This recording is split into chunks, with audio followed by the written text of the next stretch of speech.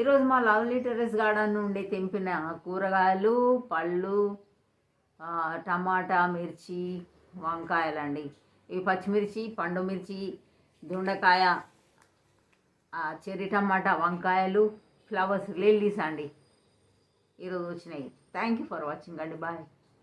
Fresh కూరగాయలు, fresh flowers. Thank you. Fresh కూరగాయలు, fresh flowers. Thank you.